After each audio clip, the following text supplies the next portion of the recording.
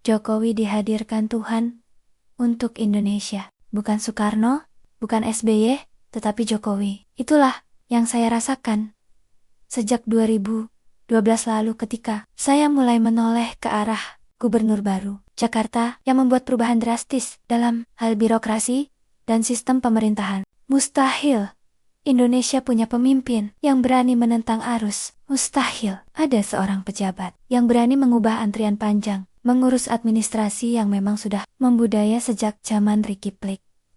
Mustahil ada seorang gubernur yang mau masuk gorong-gorong melihat sumbatan di dalamnya penyebab langganan banjir. Mustahil seorang kepala provinsi ibu kota sidak ke seluruh kelurahan memastikan bahwa memang pegawainya banyak yang nakal, tidak bekerja tepat waktu untuk melayani rakyat. Dulu saya berpikir semua itu mustahil, tetapi sejak 2012 saya menangis sesegukan sebab kemarahan saya kepada pejabat-pejabat negara yang saya simpan di dalam pikiran saya selama puluhan tahun telah menjadi air mata. Entah apa namanya, bahagiakah, banggakah, atau menyesal karena saya golput waktu Pilkada DKI 2012. Saya sangat tidak tertarik dengan dunia politik tanah air, meski sehari-hari saya berpolitik dalam segala hal. Dulu saya menganggap politik di negara kita ini berada di bawah kendali penguasa, sehingga rakyat jelata seperti saya ini tidak akan pernah menang bermain politik di tengah-tengah garong-garong politik itu. Jangankan menyapa mereka,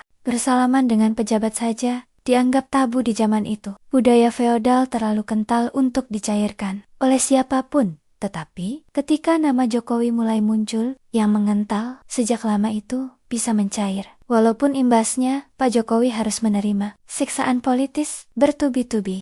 Pak Jokowi sangat mengetahui resiko mengubah budaya dan sistem pemerintahan dari feodalisme menjadi digital. Beliau memulainya dengan budgeting, di mana rakyat bisa melihat rincian keuangan Pemda DKI melalui website Pemda DKI, dan ini membuat banyak pihak menjadi cemas, terutama pegawai-megawai nakal di DKI. Kecemasan itu tidak hanya melanda pegawai-pegawai DKI, namun juga melanda Pemda-Pemda lain di seluruh Nusantara. Mereka khawatir ada kebijakan dari pemerintah pusat untuk meniru sistem digital. Super berani Gubernur Jakarta itu. Mereka tidak siap menghadapi penjahat berdasi yang sewaktu-waktu bisa mendatangkan malapetaka di bangku pemerintahan kecilnya. Mereka tidak siap menjalankan keterbukaan informasi perihal keuangan APBD yang mereka sembah selama ini ditutupi bak barang sakral. Mereka tidak siap rakyat akan menuntut mereka membuka keuangan Pemda seperti di Jakarta. Mereka ketakutan kebobrokan mereka akan tercium. Gara-gara Jokowi, mereka stres berjamaah, pusing mengejar cara agar sistem seperti itu tidak buru-buru diterapkan, sehingga mereka bisa ada waktu menutupi kebusukan mereka selama ini, menghapus jejak-jejak kejahatan mereka. Gebrakan Pak Jokowi dalam mengubah sistem pemerintahan DKI Jakarta sangat mengagetkan saya. Bagaimana mungkin DKI 1 bisa punya keberanian tinggi membuat sistem yang akan menghancurkan mafia dan calo pemerintahan yang terkenal superpower itu? Dulu saya berpikir bahwa mafia dan calo pemerintahan sangat kuat dan tak terkalahkan, sebab mereka dibangun secara terstruktur dan sistematis sejak zaman Orba untuk menghalangi siapapun ikut campur dalam kerajaan bisnis mereka. Tetapi di tangan Jokowi, semua runtuh dan berubah. Ada yang cari selamat dengan menjilat, ada yang sembunyi di ketiak bosnya, ada yang diam-diam menyebar buzzer untuk menyebar isu, ada yang pura-pura bego, dan ada juga yang menganggapnya remeh. Penjahat-penjahat yang dulu suka bermain anggaran Pemda, mulai pasang taktik agar kejahatannya tidak tercium. Mereka mulai mencari teman sepermainan untuk menyingkirkan Jokowi.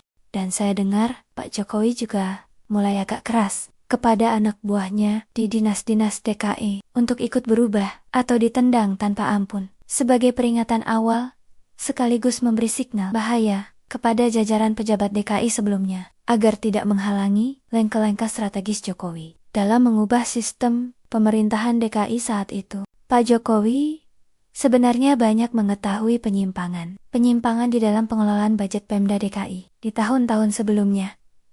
Namun beliau tidak akan membuka itu selama mantan-mantan tersebut tidak menghalangi beliau untuk memperbaiki sistem. Sistem lama memang sudah sangat parah sakitnya, sehingga Pak Jokowi harus mengubahnya dengan sistem baru yang lebih ramah, berintegritas, terbuka, dan amanah. Dan Pak Jokowi sangat paham akan banyak yang mencoba menghalangi langkah-langkah baiknya, sehingga beliau juga tidak akan membongkar aib-aib lama, agar perbaikan ini segera dirasakan rakyat Jakarta. Ketika Pak Jokowi diminta melanjutkan proyek-proyek mangkrak di DKI, jelas Pak Jokowi keberatan, karena budget yang diterimanya pasti tidak akan cukup untuk proyek-proyek yang memang penuh tipu-tipu itu. Dalam memperbaiki sistem, beliau sudah mendapati banyak sekali kejahatan yang terstruktur. Bahkan premanisme sudah menjadi bagian dari struktur pemerintahan.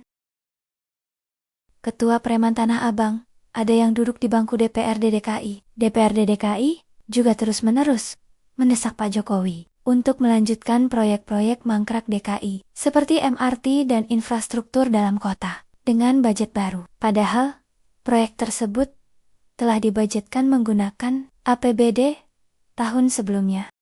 Pak Jokowi mendapati banyak sekali kecurangan dalam pengelolaan anggaran DKI di tahun sebelumnya. Namun beliau tidak mau gegabah membuka itu, mengingat di sekeliling beliau banyak serigala berdasi yang bersiap mencengkramnya. Jika rahasia korupsi mereka dibongkar, pernah rumah dinas Pak Jokowi dipasangi CCTV tanpa seizin beliau di saat beliau tidak berada di kediaman tersebut. Namun dengan santai, beliau mengatakan bahwa pemasangan CCTV itu tidak menjadi masalah bagi beliau, dan beliau mempersilahkan siapa saja untuk memata-matai kediaman dinasnya 24 jam.